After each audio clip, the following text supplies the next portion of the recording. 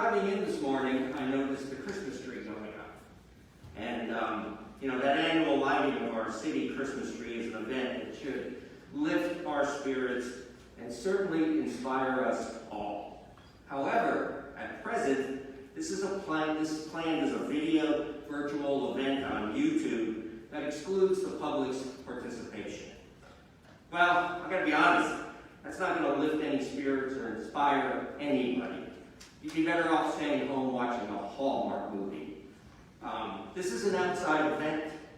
We can follow the CDC guidelines. We can social distance outside, and we can wear masks like we're doing inside. We have a great city staff, and I know they planned this event. But I really think it's time for us on council to step up on this topic. And I hereby make a motion that we instruct staff to open this event up to the public so people can attend in person. So the motion, under comments, we have to add that to the agenda. Are you asking that to be added to the agenda? Well, yes, absolutely. Right, so that's the motion to add to the agenda to instruct staff to move forward. Right. Okay, all right, Yes. just wanted to make sure. Okay, is there a second to that? A second. Okay. Council discussion. How many people attended this last year? I think it was over 1,000 if I remember right, and it was packed. Do we have any figures or data around that? No, Lauren is Lauren on? I can recall Santa arriving on the fire truck, which is always amazing, but pouring through a crowd that was jam-packed. I'm sure it was over 1,000 people. I just feel it would be very difficult to maintain social distancing with our town center space if we had the same type of attendance without any type of direction for how we would actually enforce these protocols and ensure that 1,000 people don't show up again. I don't foresee that being possible.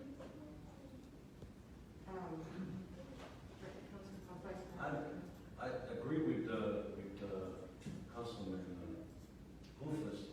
Not just it's kind of I think it's also irresponsible to do that. And this is very responsible. We base up to now. Everything is based on responsibility. We don't allow it. There's one written rule. I was going to talk about it later. That we do here. One written rule. We don't bring politics here. We leave politics outside. What we do is for the better, for the safety of the people on the coast. That's why we're wearing this mask. And believe me, I hate it. But you know what? For your sake, and for my sake, I wear it. But that's something that I'm going to talk about a little later. And I think that what we're doing is not to hurt people. It's not to kill the spirit of Christmas. It's for their sake. For those kids that go out there, that could actually get this darn virus that was basically imposed upon us, okay? That I do anything that I can to save one life. I was going to say that a little later, but let me tell it right now. We have soldiers, and I'm looking at you, and just because I Seem to be looking at me. yes, and because you brought it up. There are soldiers out there fighting to save our lives. And I'll be darned if I'm going to be against saving one life myself. And that's the reason why I'm doing what I'm doing. That's why I'm so passionate about it. I mentioned in the past, all we do is bitch about this freaking mask. My son, may God rest his soul, worked 12 hours a day in that hospital to save lives. He never bitched once. Never once he complained. That's why I'm so emotional. That's why I live this from the bottom of my heart. And when someone tells me that we could do this, we could bring 1,000 people here, that's no danger. Sorry, be responsible. That's all I'm asking. Well, I think I am being irresponsible. No, you're not. Yes, I am. And I don't appreciate you raising your voice to me. No, it's my motion. It's my motion. Your motion in check. All right, I brought up a motion because there's a lot of people that feel this lighting of this Christmas tree brings more to them than just safety. And of course, nobody is required to show up for this light. They can stay home and they can watch it on YouTube. This event happens tomorrow night. Am I not correct? Okay, we're Right, so I doubt 1,000 people are going to show up if we announce this today. And people can spread out. There's a lot of space out there. And I think this would lift the spirits of our community greatly. And as far as wearing a mask, we're all wearing masks. But you go into Home Depot, you go into Walmart, you go do things because your life has to continue. To me, this is a way of continuing our life and our existence. And I think, again, if people don't want to show up, if they don't want to take the risk, certainly they won't. But for those that do, following CDC guidelines, keeping the social distancing and wearing the mask, just like they do when they go into Walmart, I think this would be a great event. And I think it would help our community turn a corner that we desperately need to turn. So my input is as follows. There have been one outside event that I'm aware of, actually two, in which the radio station had organized it, worked closely with the health department. It was a ticketed event so they could monitor how many people were there. They set chairs aside. I'm not done yet. And you know, that was really an event that was well coordinated, ensuring social distancing was required, masks were required, and you know, without having a count, without having any type of measured approach, I am not comfortable opening it up. I believe that everyone can still go out to town center and enjoy the lights around the lake through Rotary. I believe everyone who wants to go out and enjoy the Christmas tree lighting at night. There will be Christmas events that are going on. And I think for this year, we have taken the approach that has been in coordination with the health department, with guidelines that are very specific, that they have requested. And I think, frankly, we've been able to bring our numbers so low because of that approach that I'm very proud of our community. I'm very proud of their patients. I'm very proud of how they conducted themselves because it really has saved lives. And so I am in support of my two colleagues that for this year, I'm not in support of opening this up. Question. Could we reschedule this event? Could we do seating? Could we limit numbers? Well, I mean, you know, again, that goes back to our city manager and his staff. Can I interrupt real quick? I apologize. You know, it's unfortunately at this point, one of the things, I'll mention two things. Our staff, as we all mentioned, we have a great staff, like you just said, that they've been on the front lines of the pandemic since March. Risking exposure. There currently are more employees right now that are in quarantine, isolation, or in hospital from COVID than at any point during the pandemic. So these events take a lot of employee effort. I think last year it was upwards of 100 people between COP volunteers, city staff. At this point, am not able to mobilize. It would be a month of planning since we have not planned for this event to be live for those very specific reasons that were stated. There is no resource that can marshal in a few days safely and appropriately. It's not just about the public. We are also safeguarding for the long haul, as for the many months ahead of this pandemic, to continue to serve our community healthy in the capacity to do that. And I didn't want to discount your comments. Yeah, I was gonna say, is there a way we could give out a certain amount of tickets for this event, but I know it's tomorrow, so probably too short of notice. Yeah, I think unfortunately the time is. In light of Mr. Martin's statement, as far as the task this would be for city employees, I certainly understand that aspect of it. So based on that, not based on anything else, I'll withdraw this motion. Thank you. Did you have any other comments, Councilmember? No, just happy to be here. I feel like a bank teller surrounded by this plexiglass. Hopefully early next year we'll be able to rip this stuff out, keeping our fingers crossed. But I do want to see our community return to normal. I don't like, just like Councilman Branquinho, I don't like wearing these masks anyway either, but we do it because it's helped, obviously. Hopefully we'll be done with this in a short period of time. Keeping our fingers crossed for these vaccines to work. And that's all I have to add at the moment.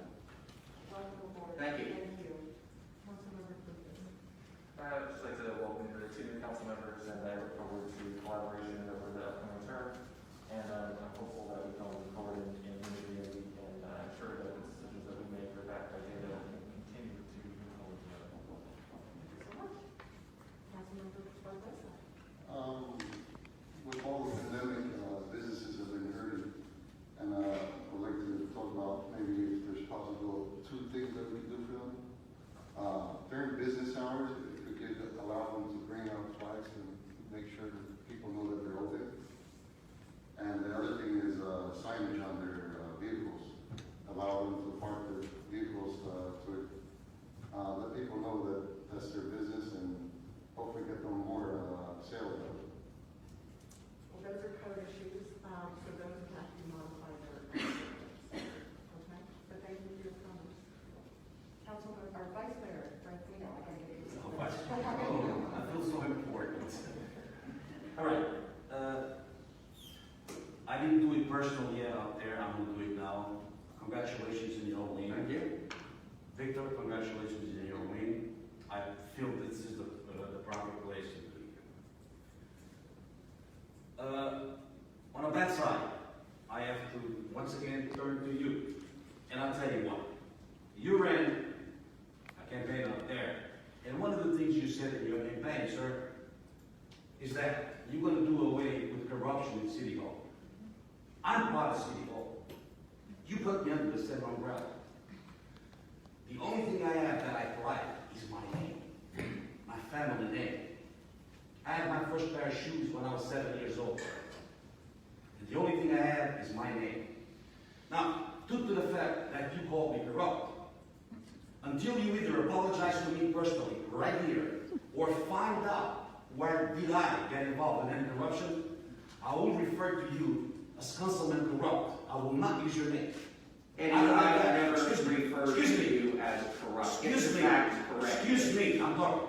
No, excuse me. You're accusing me of doing something I didn't do. I never singled you I'll bring out. it to you. I singled you out? No. But you put me under the same umbrella. Thank you. And until today, you apologize to me personally, right here, or prove that I'm corrupt, because I was part of City Hall. I never called You will be you called. corrupt. You will be called Councilman Corrupt. I will be called Councilman That's full it. of crap as far as I'm Apologize to me or No, prove. I never called you corrupt. You called City Hall corrupt. No, I said there was an ethics complaint, there was an investigation going on, there have been lots of things. I called you corrupt. Yes, You personally. Corrupt. No, you called. Oh, I didn't call you corrupt. No, Or did I you called City Hall. You put me under the same umbrella. And I don't care what the other ones feel. No, I mean, there's a lot of concern in this community about what's been happening here. That's very good. There's been a lot of chatter, there's been newspaper stories, Mayor, if I may. so please. This council has previously adopted and approved and has presided consistent with council rules and procedures. And under those, there is a section under Roman numeral 8, rules of debate and decorum. And I will request that the council members would abide by those. And one of those is to, when seeking to speak, seek the recognition of the mayor. And when someone has been recognized by the mayor, then that person should be allowed to complete their statements. That way, we can, certainly everyone will have their opportunity to say what they want to say, but for purposes of moving forward with this, I would respectfully request that the two council members try to abide by these rules and procedures that this council has previously adopted and have worked very well, and those hopefully can continue to guide the procedures for how we conduct our discussions. Thank you. Can I just repeat what I said without being interrupted?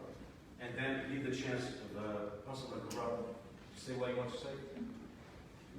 I said, see if you understand. And I'm going to prove to you what I read in your, that you said you're going to do away with corruption in City Hall. Being that part of City Hall, like you are now, you put me under the same umbrella. And I said, sir, the only thing I have is my name. And I'm not going to allow anyone to mess with it. And I'll defend it from here to eternity. And due to the fact that you called me corrupt, and I didn't get involved, I didn't answer anything because I didn't want to interfere in your election.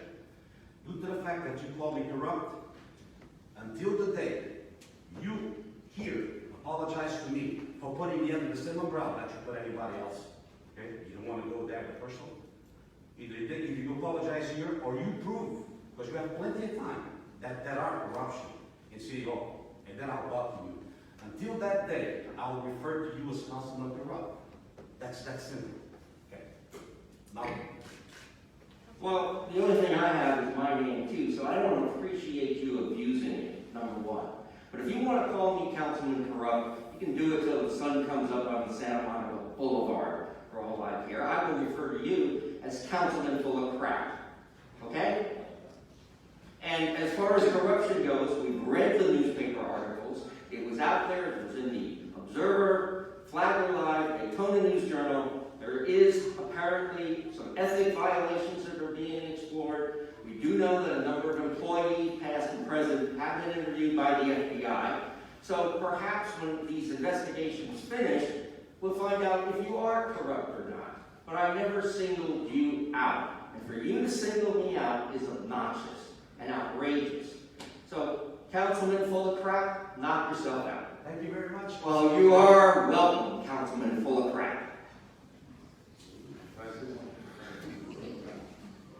I think during this election, there was a lot of things said, but it's time to move on. People were elected, and I think we need to work together in a professional way, not being out here and attacking each other.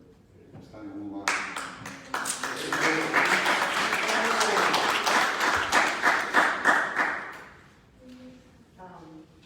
Okay, and my comments are as follows. A lot happens during election season, obviously, and I believe in the process. I believe in the residents' right to choose who they would like to see represented. I have great respect for the results. I really do look forward to working with both Councilmember Danko, Councilmember Barbosa. I think they're both going to bring about some ideas and concepts that are beneficial to our community as a whole. And I agree. I look forward to moving on, moving forward, and I look forward to having a great collaboration up here that will offer our residents everything they're looking for in their government. So thank you both for stepping up, and thank you both for serving the community. And congratulations again, Councilmember Cluzis, for the second term. And I really appreciate everyone who's also come out today and participated in this process. So thank you. Discussion by city attorney matters not on the agenda. Congratulations to all those who have been elected and re-elected. And I genuinely, sincerely look forward to working with all of you and following the direction of the city council as your charter officer, city attorney. Thank you very much. Thank you. Discussion by city manager matters not on the agenda. Thank you. Two items. Second up, bill settlement. Thank you. Welcome, you members of council, and I look forward to working with you and serving you